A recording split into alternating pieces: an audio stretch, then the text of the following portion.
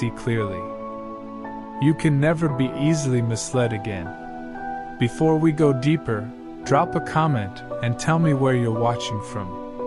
And as you go through this video, if you gain any value at all, make sure you subscribe to the channel for more deep, powerful, and practical Stoic lessons that will sharpen your thinking and elevate your life.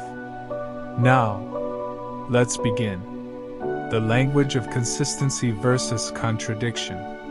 If you want to understand people on a deeper level, don't start with what they say. Start with what remains stable over time. Because words are easy. Anyone can explain themselves. Anyone can justify a moment. Anyone can create a version of events that sounds reasonable in the present. But consistency cannot be faked for long. Over time, patterns begin to speak louder than explanations. You begin to notice small contradictions. Not always obvious ones. Not always dramatic ones. But subtle shifts in stories.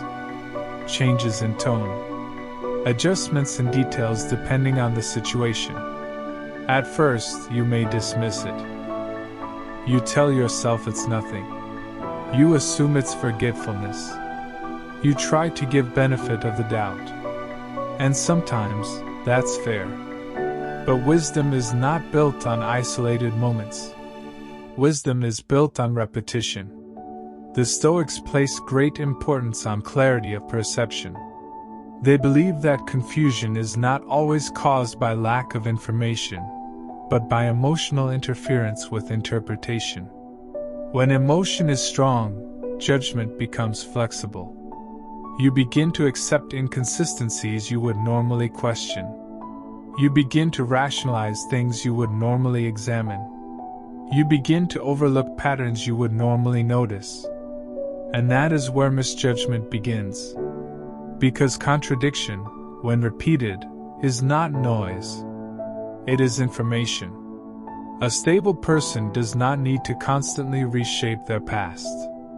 They do not need to adjust their narrative depending on who is listening. They do not need to rebuild their identity in different rooms. Their story remains grounded, even if it is imperfect. But when someone's version of reality shifts too often, it creates instability in how you experience them. One version of them appears in one context. Another version appears elsewhere. And you are left trying to reconcile two different realities.